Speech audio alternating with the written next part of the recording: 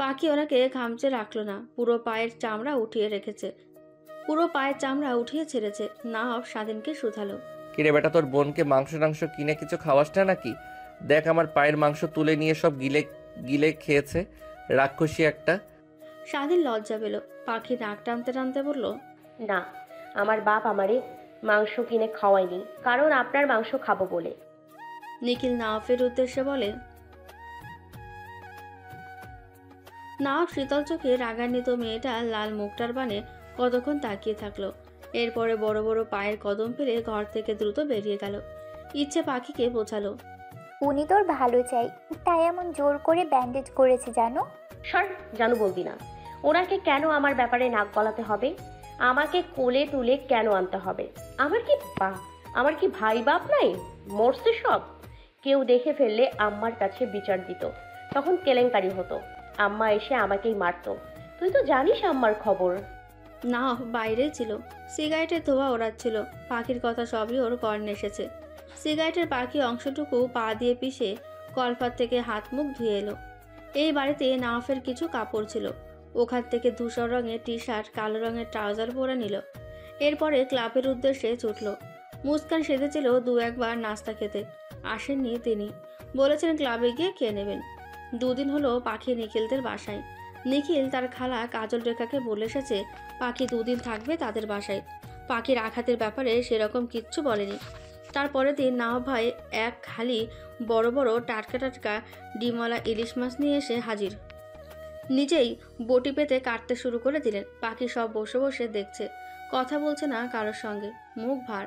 নিখিল মাছ ধুয়ে নিয়ে এলো। ততক্ষণে নাওয়াব পেঁয়াজ, কাঁচামরিচ, বেগুন, ধনেপাতা, আলু কেটে নিল।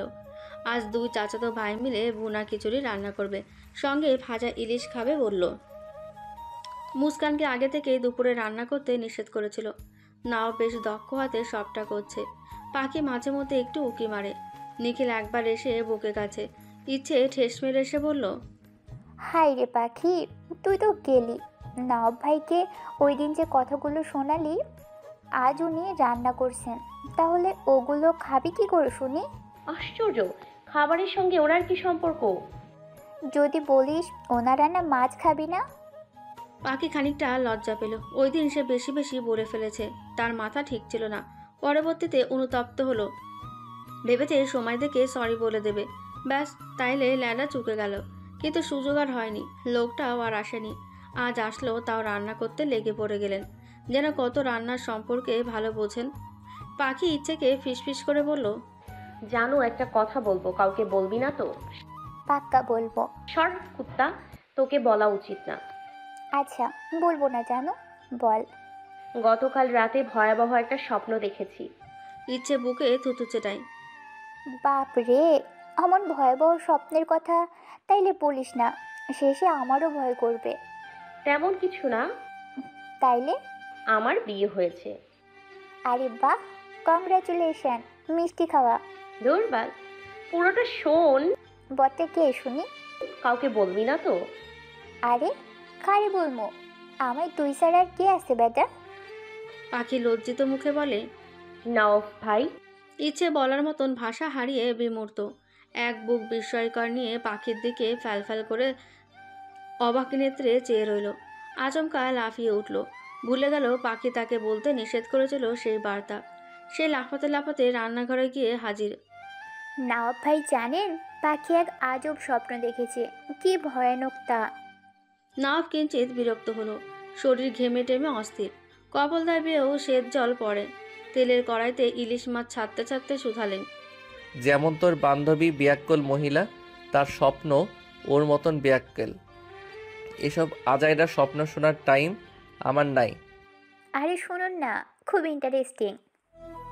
নওয়াব কিছু বলল না, অধর চেপে কিছুক্ষণ ভাবে। এরপরে ফের কাজও মনোযোগী হয়। তার ভেতরে স্বপ্ন শোনার কোনো প্রকার কৌতূহল দেখা গেল না, যেন তিনি চরম বিরক্ত। ওনার কথা ও অঙ্গভঙ্গিতে ঘোর অভিমানিতা প্রকাশিত পায়। ইচ্ছের বড্ড মায়া হয়। লোকটা কত পছন্দ করে পাখিকে, অথচ শয়তানি পাখিটাকে দেখো কিছুই যেন বোঝে না। নিখিল আগ্রহ দেখায়, নাওয়াফের দিকে তাকিয়ে অধর বাঁকিয়ে একটু বাঁকা হাসে। কণ্ঠে বড্ড কৌতূহল নিয়ে মাছের লেজের কাঁটাটুকু বাঁচতে বাঁচতে জিজ্ঞেস করে বসে। তাই ইচ্ছে বুড়ি দুষ্টু পাখি কি এমন ভয়াবহ স্বপ্ন দেখালি শুনি? ইচ্ছে মুখ টিপে হাসে। একবার রান্নাঘর থেকে পাখির দিকে উঁকি মারে। মেয়েটা লজ্জায় তাকাতে পর্যন্ত পাচ্ছে না। ওকে ইশারায় আকতি মিনতি করে বলতে নিষেধ করছে, তবুও ইচ্ছে কানে তোলে না। তার একটা বদ স্বভাব আছে, কোনো কথা সহজে পেটে পচে না। যতক্ষণ পর্যন্ত জমাকৃত কথা প্রকাশ করতে না পারবে তার শান্তি নেই। ইচ্ছে ফিসফিস করে বলল, দেখেছি নওয়াব ভাইয়ের সঙ্গে নাকি ওর বিয়ে হয়েছে। নিখিল তাজ্জব বনে গেল। একবার পাখির রুমের দিকে উকি দিল। পাখি উল্টো দিকে মুখ ঘুরিয়ে রয়েছে। নিহাত লজ্জা থেকে বাঁচতে চাইছে। নাফের দিকে তাকিয়ে নিখিল ঠোঁট চেপে হেসে ইচ্ছেকে ধমকে শুধালো। কি ফিসফিস করছিস? কিছুই শুনি না, জোরে বল। ইচ্ছে চরম বিরক্ত তার ভাইয়ের ওপর। এমন গুরুত্বপূর্ণ কথা কেউ ঢাকঢোল পিটিয়ে বলে। তাছাড়া চক্ষু লজ্জা বলেও তো একটা কথা আছে। পাখির কথা চিন্তা করতে হবে তো। মেয়েটা লজ্জায় মরি মরি হয়। এসব লজ্জাজনক কথা বলেও যেন ইচ্ছে আহামুখ হয়ে বসেছে। বুক ফুলিয়ে লম্বা শ্বাস টানল। ফের বলল, ঠিক আছে বলছি, নওয়াব ভাইয়ের সঙ্গে পাখির বিয়ে হয়েছে। নিখিল কানে আঙুল ঢুকিয়ে তেড়ে এলো। ভালোই তো হলো, তবে তা এত জোরে চিল্লিয়ে চিল্লিয়ে বলার কি আছে? আমি কি বয়রা, কানে শুনি না? যাক বাবা, একবার বলেছে আস্তে বলতে, আরেকবার বলছে জোরে বলতে। এখন তাকে দোষারোপ শুরু করা হচ্ছে। এসবের মানে কি? হ্যাঁ, সে সত্যি কথা বলতে এসে উল্টো বিপদের মধ্যে পড়ে গেল। ভালো ভালোই কেটে পড়ল। ওইদিকে আচমকা নওয়াফের হাত থেমে গেল। গরম তেল ছিটকে তার হাতে পড়ায় হুঁশ ফেরে। নিখিল দ্রুত ছুটে আসে। নওয়াফকে সরিয়ে চুলার আঁচ কমিয়ে ছিটিয়ে পড়া গরম তেলের স্থানে লবণ লাগিয়ে দেয়। শালা বিয়ের কথা শুনে আক্কেল জ্ঞান সব গিলে গিলে খাইছস। তেল যে সিটে আসলো, তোর চোখ কই ছিল মামু চাঁদের দেশে? তখন সরে আসতে পারতিস না? না তিনি নায়ক সাজতে গেছে? আমি নায়ক নই, ভিলেন। নিখিল বলল, সে তুই যাই হস, সাবধানে চলবি। আমাকে একটা চিমটি কাটবি? দূর হ শালা, আমাকে তোর লুচ্চা মনে হয়? নিখিলকে গরম খুন্তি দিয়ে ছাকা মারল নওয়াফ। নিখিল আতকে উঠল। গলা ছেড়ে আর্তনাদ করে বলল, আহ, কাটছি কাটছি। নিখিল ইচ্ছে করে জোরে চিমটি মারল। নওয়াফ শব্দ করে চিল্লিয়ে উঠল। আউচ! এত জোরে মারলি কেন? তুই তো মরতে বললি। এই, তুই আর রান্না করে আসবি না? শিওর তুই একা পারবি তো? একা না পারলে আমার বউ এসে করে দিবে। যা তুই ভাগ। বিয়ে করেছিস কবে? লাত্তি খাবি? এভাবে কথায় কথায় লাথি ছোড়ার কি আছে? নওয়াফ তেড়ে যাচ্ছিল। নিখিল হাসতে হাসতে শুধায়। যাচ্ছি বাবা যাচ্ছি। নিখিল ঠোঁটের মাঝে দুই আঙুল ঢুকিয়ে শীষ বাজাতে বাজাতে চলে গেল। নাফ অন্যমনস্ক হয়ে পড়ল। একবার উকি মেরে লজ্জিত মুখটা দেখে নিল। লজ্জায় তাকাতে পারছে না মেয়েটা। নাওয়াফ হেসে ফেলল। স্বপ্ন সত্যি হবে রে পাখি, একটু ধৈর্য ধর, অপেক্ষায় থাক। সকলে দুপুরের ভোজনে বসেছে। ঘড়ির কাঁটা তখন 4টের কাঁটায় ছুঁই ছুঁই।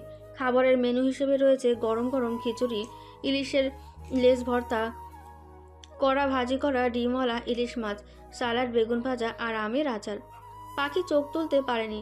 তখন থেকে থুতনি নিচু করে খেয়ে যাচ্ছে। ইচ্ছেকে কয়েকটা কড়া কথা শুনিয়েছে। মেয়েটা গায়ে মাখেনি। সেই মুহূর্তে লজ্জা দ্বিগুণ বাড়িয়ে দিতে তার গুণধর ভাই এসে স্বয়ং হাজির। জুতা খুলতে খুলতে বলে, কিরে গোলালু, তুই নাকি অদ্ভুত কোন এক স্বপ্ন দেখেছিস? পাখি হকচকিয়ে উঠল। এটারই শুধু বাকি ছিল। যা, 16 কলা পূর্ণ করে দিলি। খিচুড়ি খাওয়ার রুচি একেবারে উঠে গেছে। কোনো রকম নাকে মুখে দিয়ে উঠে গেল। নাফ সবটা ঠান্ডা মস্তিষ্কে দেখলো। আলাদা বাটিতে সে কিছু খাবার তুলে রাখলো। খাওয়ার পর্ব শেষ হলে স্বাধীনকে বলল, যাওয়ার সময় বাটিটা নিয়ে যাস। পাখি আর মুক্তিকে দিবি। আচ্ছা। ও ভাই, একটা কথা ভুলে গেছি, রমেশ ভাই আপনার ক্লাবে জরুরি তলফে যেতে বলছে। সূক্ষ্ম অক্ষি কোটরে ঘড়ির কাঁটা দেখলো নাফ। 5টা 20 বাজে। সে হাত মুছে বলে, হ্যাঁ, এখনই রওনা হব। নিখিলকে বলে, আজ আর আসবো না, রাতে ট্রি হোমে একবার আসিস তো। ঠিক আছে, মিষ্টি রেডি রাখিস। নাফ চোখ রাঙালো। নিখিল দাঁত কেলিয়ে হাসলো। মজা করছি তো। বাইরে টিপ টিপ বৃষ্টি ঝরে। তার ভেতরে এই লোকটা বেরিয়ে পড়ে। মাথায় হেলমেট পরে বাইক নিয়ে বেরিয়ে যান। ক্লাব ঘরে বসে আছেন রহমত মিয়া। মুখটায় তার আধার টানা। নাফ আসলো ঠিক তখন। ওকে দেখেই লোকটা সালাম দিল। নাফ সালাম নিয়ে ওনার সামনে চেয়ার টেনে বসলো। চাচা, মুখটা এমন পাংশুটে দেখাচ্ছে কেন? কোনো সমস্যা হয়েছে নাকি? বিরাট বড় সমস্যা হয়ে গেছে বাজান। আমার মাইয়াডারে বাঁচাও, ওরা মাইয়ারে মায়েরা হালাইবে। কি যেন নাম আপনার মেয়ের? তামান্না। হ্যাঁ, তামান্না। গত বছরই বিয়ে দিয়েছেন? জি বাবা, মা মরা মাইয়াডারে বিয়ে দেওয়ার পর শান্তি নাই। শয়তানগুলা যৌতুকের লইগা অশান্তি করে। জামাই হইছে একটা বাদাইমা, কাজকর্ম কিছুই করে না, বসে বসে খায় আর জুয়া খেলে, আর মায়েরারে মারে। শাশুড়ি ননদটাও ভালো না, মায়েরারে সারাক্ষণ কাজের উপর রাখে, মাঝে মধ্যে গায়ে হাত তুলে। আজ ফোনে কথা কইছিল, হঠাৎ শুনতাছি ওর জামাই রফিকুল কইতাছে তোর আব্বারে কবি টাহা পাঠাইতে, টাহা দিতে না পারলে যেন মাইয়াটার লাশটা নিয়ে যায়। আমি গরিব মানুষ, রোজ আনি রোজ খাই, আমার সামর্থ্য নাই টাহা দেওয়ার। আজ লঙ্কা ঝঙ্কা এত কাণ্ড হয়ে যাইব বাজান। দ্রুত এই গরিব বাবারে একটু সাহায্য করো, আজীবন দোয়া করমু। আপনার জামাই বাড়ি কই? উত্তর কাজির ওসর, বাড়ির নাম? সাধুবাড়ি। চলেন। গলা ছেড়ে রমেশকে ডাকলেন। এই রমিজ, জি ভাই। হকি স্টিকটা বের কর। শালারা দিন দিন লেট সইসারত খাওয়ার অভ্যাস কইরা বউ পিটায়, আবার যৌতুকও চাই। যৌতুক দিব ওর জায়গা মতন ভইরা, হালারে একবার হাতের কাছে পাইয়া লই, ওরে নারীর নির্যাতনের স্বাদ জন্মের তরে মিটাইতাছি। এই আগো এখন শিক্ষা না দিলে আর শিক্ষা পাইতো না। হকি স্টিক নিয়ে নাফ বাইকে উঠে বসলো। রমেশ আর সাফিন আরেকটি বাইকে উঠেছে। নাফ বলল, চাচা আমার পিছনে উঠে পড়েন। বৃদ্ধ রহমত আলী বাইকে ঠিকঠাক বসেছেন কিনা দেখে নাফ বাইক চাললো। পুরো 1.5 ঘন্টা পর ওরা উত্তর কাজির চর গিয়ে পৌঁছায়। ওইদিকে ঝড় বৃষ্টি হচ্ছে। বৃষ্টিতে দাঁড়ানো কষ্টসাধ্য। নাফ সেই বৃষ্টির মধ্যে সাধুবাড়ি গিয়ে হাজির। ঘরে চৌকাঠের থেকে খানিকটা দূরে বৃষ্টির মধ্যে মেয়েটাকে রক্তাক্ত করে শুয়ে রাখছে। হাতটা বাঁধা, ঠোঁট দুটি ফুলে আছে, বৃষ্টিতে ভিজে একাকার, শরীর অধিকাংশ নগ্ন ফ্যাকাশে। নাফ তার ভেজা শার্ট খুলে মেয়েটার শরীরের ওপর দিয়ে রহমত মিয়াকে শুধালেন। ওর জ্ঞান ফিরান, ততক্ষণে বেজন্মা কয়ডারে দেখে আসি। সে দরজা নক করে। ঘরের ভেতর থেকে প্রশ্ন ছড়ে, কে? নাফ কথা বলে না। ফের নক করে। বিরক্ত মুখে 25-এর কোঠায় ছুঁই ছুঁই একজন রমণী তৎক্ষণাৎ জোর গলায় দরজা খোলে। ভাবলো আঙুল তুলে শাসিয়ে কয়েকটা কড়া কথা শোনাবে। তার আগে নফকে দেখে মেয়েটা ভয় পেয়ে বসলো। নফের হাতে হকি স্টিক দেখে মেয়েটা শুকনো ঢোক গিলল। নফ ভাইকে সে চেনে, বহুবার মুলাদি কলেজের আশেপাশে দেখেছে। মারপিট করতে ওস্তাদ। একবার তো একজন ছেলেকে পিটিয়ে হাত ভেঙেই ফেলছে। বহু ডাক্তার দেখেও ফায়দা হয়নি, ভাঙা হাত আর জোড়া লাগেনি। হঠাৎ এমন কাকতালীয়ভাবে নিজেদের বাড়িতে ভয়ানক লোকটার পদধূলি দেখে সে অবাক। তার ষষ্ঠ ইন্দ্র অজানা ভয় সংকেত দেয়। রহমত মিয়াকে দেখে বুঝতে পারল কাহিনী বাকিটায়। আজ তার ভাই গেল। তোর ভাই কই? হঠাৎ করে কোনো অপরিচিত মেয়েকে তুই সম্বোধন করাটা ভীষণ বেমানান, বেয়াদপিও বটে। হয় তুমি নয় আপনি। কিন্তু তুই ভাষাটা বড্ড উচ্ছৃঙ্খল লাগলো। মেয়েটা প্রতিবাদ করলো না। প্রতিবাদ করলে যদি ঠাটিয়ে একটি চড় মারে তখন? সে জানে লোকটা কতটা নির্মম বর্বর, তাই প্রতিবাদ সত্তা নিভিয়ে আমতা আমতা করে বলল, ভিতরে? না। ভেতরে ঢুকলো। খাটের ওপর গিয়ে দেখে কাঁথা মুড়িয়ে ঘুমোচ্ছে শুয়োরটা, গাঁজাখোর একটা। মাতপুত, এক অসহায় বাপের মেয়েকে মেরে বৃষ্টির মধ্যে বাহিরে রেখে কি সুন্দর পড়ে পড়ে ঘুমাচ্ছিস। আজ তোর ঘুম বের করছি। নাফ ওর স্পর্শকাতর স্থানে আঘাত করে বসলো। রফিকুল আত্মচিৎকার করে লাফিয়ে উঠল। কে কে? তোর বাপ। চিনছিস না তো? সমস্যা নাই, এখন চিনে যাবি। আচমকা ওর চুল ধরে টেনে হিঁচড়ে সামনের ঘরে নিয়ে আসে। কিছু বুঝে ওঠার আগে নিচে ধাক্কা মেরে পেট বরাবর দুটো লাথি বসায়। এরপরে হকি স্টিক দিয়ে এলোপাতাড়ি আঘাত করতে থাকে। রফিকুল গলা ফাটিয়ে মাগো মাগো বলে আর্তচিৎকার করে উঠল। শরীরের জয়েন্টে জয়েন্টে তার ব্যথার বিষ ছড়িয়ে দিয়েছে যেন। রফিকুলের মা সকিনা বেগম দৌড়ে ছুটে আসে। এসে নাওয়াফের পা আটকে ধরে। ও বাজান, মাইরো না আমার পোলাডারে, মইরা যাইব তো। ও কি অপরাধ করছে আমারে কও। অপরাধ কি এখনো জানেন না? না না, জানার ভান করছেন কোনটা? তামান্নার কাছে যৌতুক চেয়েছে কে? আপনি না আপনার ছেলে? মারধরও করার কিছু বাকি নাই। শালা ওরে তো যৌতুকের মামলায় জেল খাটিয়ে ছাড়বো। আমি চাইছি বাবা। তাহলে তো আপনাকে সবার আগে মারা উচিত। রফিকুল চেঁচিয়ে উঠল। হালা তুই ক্যাঠারে আমার আম্মার গায়ে হাত তোলার।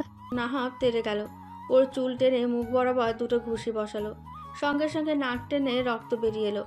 রফিকুলের বোন রোমানা ছুটে এসে নাহাফের পায়ের কাছে বসে বলল, ভাই অন্যায় তো করেই ফেলেছে, এখন মাফ কইরা দেন, দরকার পড়লে পুলিশে দিন, তবুও মাইরেন না। রফিকুল ধমকালো, এই রোমানা কি করছিস তুই? তোর মাথা ঠিক আছে? আর কার পা ধরেছিস? ছাড় পাছাড়। ওনার হাতে মাইর খাওয়ার চেয়ে জেল খাটা অনেক ভালো। নাও ভাই একবার যারে ধরে 6 মাস হাসপাতাল রাখার ব্যবস্থা করে আসে। মরতে না চাইলে জেল খাটতে রাজি হও, তবুও ভালো বেঁচে থাকবা, পঙ্গু তো হবা না। রফিকুল সত্যি এবার ভয় পেয়ে বসলো। নাহাব ভাই নাম লোকের মুখে অসংখ্যবার শুনেছে, তবে কোনোদিন সরাসরি দেখা সাক্ষাৎ হয়নি। আজ স্বচক্ষে দেখেও নিল। নামও যেমন, কাজেও তেমন হিংস্রতা। ততক্ষণে পুলিশ এসে পড়েছে। নাফই ফোন করে আসতে বলেছিল। নাফ রফিকুলের কলার ধরে বলল, যা, দ্বিতীয় শ্বশুরবাড়ি ঘুরে আয়। 10 বছরের মধ্যে যেন ছাড়া না পাস সেই ব্যবস্থা করে আসব। সঙ্গে এই মহিলারও নিয়ে যাবেন। নারী নির্যাতন ও যৌতুকের মামলা দিবেন। 1 মিনিট, ওর হাতে দামি আংটি কি রহমত চাচা দিয়েছেন? জি বাবা। আংটি দে। রফিকুল ভয়ে ভয়ে ওর মায়ের দিকে তাকায়। ওভাবে তোর মাকে দেখছিস কি? রফিকুল আংটি দিয়ে দেয়। নাফ রহমত মিয়ার উদ্দেশ্যে জিজ্ঞেস করে, চাচা চাচ্ছেন কি? মীমাংসা হোক না তালাকনামা চান? তামান্না নাওয়াফের পা জড়িয়ে ধরে, হুহু করে কেঁদে বুক ভাসায়। ক্রন্দনরত ভাঙা ভাঙা গলায় বলে, নওয়াব ভাই, দরকার পড়লে ভিক্ষা করে খামু, তবু ওর মতন জালিমের সংসার করবো না। তালাকনামা দিতে কন ওরে, ওর ভাত আর খামু না। অফিসার জলদি কোর্টে চালান করে দিবেন মা ছেলেরে, ওখানেই তালাক হবে। যান এবার ওদেরকে নিয়ে। নাফ তামান্নার উদ্দেশ্যে বলে, বিয়ের সময় কি কি দিয়েছিল তোর বাপে? খাট, সুকেজ, আলনা, লেপ, তোষক। আদেশ করলো ওদের নাফ। রমিজার সাফিন যা, সব ঘর থেকে তুলে আন। একটা মালও যেন ঘরে বাদ না থাকে। নাফের কথা মতন সকল মালামাল নিয়ে সেদিনই ওরা রহমত চাচার বাড়িতে মালামাল পৌঁছে দেয়। কৃতজ্ঞতায় রহমত মিয়ার চোখে অশ্রুতে চিকচিক করে। বাজান, তোমার উপকারের কথা কোনোদিনও ভুলবো না। তোমার নেক সব আশা আল্লাপাক পূরণ করুক। দীর্ঘজীবী হও বাজান। নাফ সামান্যতম হাসলো, ফের বলল, তামান্নার কাজ লাগলে বলবেন, কিংবা ও যদি পড়তে চায়। রহমত মিয়া মেয়েকে বলেন, কিরে মা বল, ভাইকে কি চাস? পড়ালেখা আর হবে না নওয়াব ভাই, অভাবের সংসার, একটা কাজ দিলে উপকার হইবে। ঘর ঝাড়ু দেওয়া, মোছা, পানি আনা, এসব পারবি তো? হ্যাঁ পারবো। সুস্থ হ। এরপরে তালুকদার কোচিং সেন্টারে চলে আসিস। সকাল আর বিকালে ঝাড়ু দিবে। দিনে একবার মুছলেই হবে। মাসে 6000 পাবি। চলবে না আরও বাড়াবো? না না, এতেই হবে। চাল ডাল ঘরটাই খাই, আব্বা টুকটাক করে। আমি একটু কাজ করলে বড্ড উপকার হবে। কাকা কাল সকালে তামান্নাকে একবার ডাক্তার দেখিয়ে আসবেন। এখন আসি। বাজান, ভাত খাইয়া যাও। অন্য একদিন চাচা। আজ শুক্রবার দিন। খুব ভোরে মুস্কান ফোন করে জানালো ঘরে কোনো সবজি নেই। ওইদিকে নিখিল বরিশাল গিয়েছে, আস্তে আস্তে তার রাত্রি হবে। তাই ফোন দিল বৃদ্ধা বাড়িতে। কাজল রেখা ব্যাগ ভর্তি সবজি পাঠিয়ে দিলেন বঞ্জিদের জন্য। পাখি সকাল সকাল এক ব্যাগ বাজার নিয়ে নিখিলদের বাড়ি এসে হাজির। তখন ইচ্ছে ওঠেনি। সালমা নামক এক কাজের মেয়ে নিখিল ভাইদের উঠোনে ঝাড়ু দিচ্ছিল। মুস্কান রুটি ভালছে। পাখি গিয়ে ব্যাগ হাতে ধরিয়ে দিল। ধরে নাও, হাত ব্যথা হয়ে যাচ্ছে, আজ নাস্তা না খেয়ে যাচ্ছি না। মুস্কান হেসে ফেলল। ঠিক আছে বস। না না না, বসে বসে কোমর ধরানো যাবে না, হাঁটতে হবে, হাঁটতে ইচ্ছে কই। ঘুমাচ্ছে। পাখি চুপ ছিল। মুস্কানকে ডাকলো। পাখি শোনো। পাখি ঘুরে ফিরে এলো। বলো। নওয়াব ভাইকে তোর কেমন লাগে? ভালোই। মুস্কানের বুক আকস্মিক ধক করে উঠল। জিভ দিয়ে অধর ভিজিয়ে বলল, কেমন ভালো? লোক হিসেবে ভালো, ব্যক্তিত্বও চমৎকার, তবে ওনাকে আমার মোটেও পছন্দ নয়। এর প্রধানত কারণ সে একটা খাটাস লোক। আমি ছাদে গেলাম, হাওয়া খেয়ে আসি একটু। মুস্কান বলার মতন ভাষা অন্বেষণ করেও পেল না। পাখিকেও চেনে সেই ন্যাংটা থেকে, নিজেদের হাতেই তো বড় হওয়া। ওদের এই বয়সটা ভারী মারাত্মক। যদিও মেয়েটা এখন পর্যন্ত প্রেম করেনি, তবুও কারোর প্রতি ভালো লাগা সৃষ্টি হওয়া আহামরি কিছু না। সে ভয় পাচ্ছে নওয়াব ভাইকে নিয়ে। চোখের সামনে দেখতে দেখতে যদি সত্যি সত্যি প্রেমে পড়ে যায়। এমন সুদর্শন পুরুষ প্রতিনিয়ত চোখের সামনে ঘুরঘুর করলে উপেক্ষা করে থাকা যায়? তার কলিজা শুকিয়ে আসে। দুজনকে একসঙ্গে কি করে দেখবে? দুজনই আপন, পর কেউ নয়। তার ভেতরে আতঙ্ক সৃষ্টি হয়। রুটি বেলা রেখে চিন্তায় চিন্তায় শরীরে অস্থিরতা বেশি বাড়িয়ে তোলে। নিখিলদের বাড়ি একতলা, ছাদটি মোটামুটি বেশ বড়ই। পাশেই নওয়াব ভাইদের ডুপ্লেক্স বাড়ি। ছাদ থেকে নওয়াব ভাইদের আঙিনা, তালুকদার কোচিং সেন্টার, পুষ্প বাগিচা স্পষ্ট দেখা যায়। ও ছাদের অপর প্রান্তে গেল।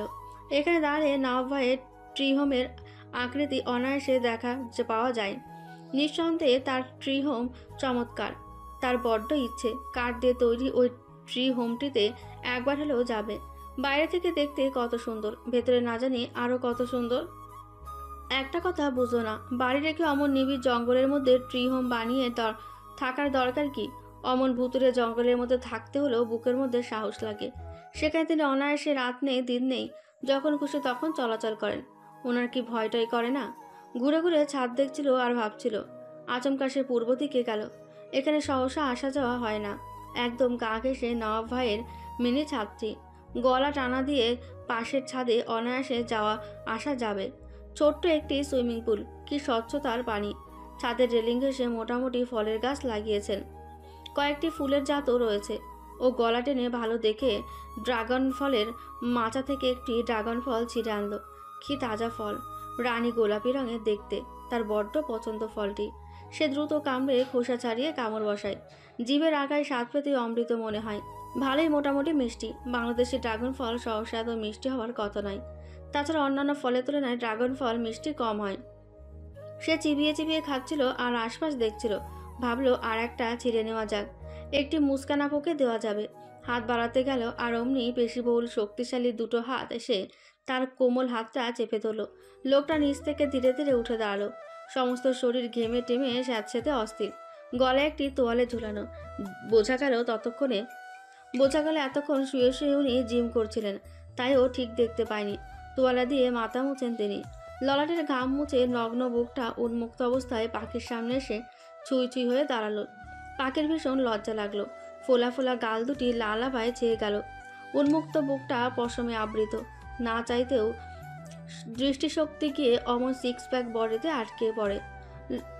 বলবান শরীর টান টান করে লোকটা শুধালেন, চোরের মতন লুকিয়ে লুকিয়ে আমার ড্রাগন ফল খাচ্ছিলি? তুই তো ভারী সাংঘাতিক মহিলা। আমি মোটেও চোর নই নওয়াব ভাই। তাহলে কি চুন্নি? তাও নই। ও তাইলে শাকচুন্নি হবে। পাখির বিরক্ত লাগলো। নিরুপায় হয়ে বলল মেয়েটা। হাত এমন শক্ত করে ধরেছে, কোন ফাঁক গলে পালাবে সে। ওনার দিকে তাকাতেও বুক কাঁপে।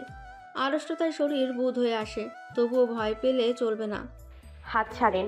একে তো চুরি করতে এসে ধরা খেয়েছিস, তার উপর মেজাজ দেখাচ্ছিস। আমি চুরি করিনি। গাছে কি আপনার নাম লেখা আছে? নেই তো। তাছাড়া ফল গাছ লাগিয়েছেন তো খাওয়ার জন্যই, তাই খেয়েছি। তাতে এমন আহামরি হয়েছেটা কি শুনি? হ্যাঁ, আর হাতটা একটু ছেড়ে দিন। ওমা, ব্যথা পাচ্ছি। কি লোহার শরীর একটা। এটা তোর হাত? আশ্চর্য, তাহলে কার হাত? কই নাম লেখা নাই তো। আর তাছাড়া হাত তো ধরার জিনিসই, তাই ধরেছি। পাখি নির্বাক। সচল মস্তিষ্ক স্বল্পকালের জন্য হতবুদ্ধিতে রূপান্তরিত হলো। এবার কেঁদে দেবে ভাব। নিজের কথার জালে নিজেই ফেসে গেল। আহ মরণ! এভাবে কথা পেঁচিয়ে লোকটা সবসময় তাকে হারায়। তখন তার সামনে এসে এমনই এন্টি নেয়। তার 12টা বাজায়। লোকটা নিপাত পুরন্ত অধরে ফের শুধায়, আমার বউয়ের আগে তুই ড্রাগন গাছের ফল ছুঁয়েছিস কেন? দে জরিমানা দে, তারপরে হাত পাবি। টাকা দিতে না পারলে আজ গাছের সঙ্গে বেঁধে রাখবো। আসছে গাছের সঙ্গে বেঁধে রাখবে। মগের মূল্যক নাকি বললেই অমনি হলো। চুরি করেছি তাতে কি হয়েছে? দরকার পড়লে আরো করব, 1000 বার করব, তাতে তোর বাপের কি? মনের কথা মনে রইল। মুখে কৌতূহল নিয়ে বলল, ওমা, এই ড্রাগন গাছ আপনার বউ এসে লাগিয়েছিল বুঝি? জি না, আপনার কথা রং। আমার বউয়ের জামা এসে লাগিয়েছিল তার প্রিয়তমা স্ত্রীর জন্য। সে কি? আপনি বিয়ে করেছেন কবে? সেটা তোকে কেন বলবো? খাটুস লোক একটা। বিয়া করলো কবে? বেহুদা কথা। সোজা কথা তো বলতেই পারি না। এই সেই ঘুরিয়ে ফিরিয়ে পেঁচিয়ে বলবে, সকাল সকাল নিম পাতার জুস খেয়েছে বোধহয়। তার মানে আপনি ড্রাগন ফল গাছ লাগিয়েছেন? জি। কিন্তু আপনার বউ কই? শ্বশুর বাড়ি। আনবেন না? সময় হলে আনবো। হ্যাঁ হ্যাঁ, জলদি নিয়ে আসুন। পরের বাড়ি আর কতদিন রাখবেন? ভেবে বলছিস তো? এত ভাবাভাবির কি আছে? আপনার বউ আপনি আনবেন, তাতে আমাদের ভেবে কি? নফ অদর বাঁকিয়ে হাসে।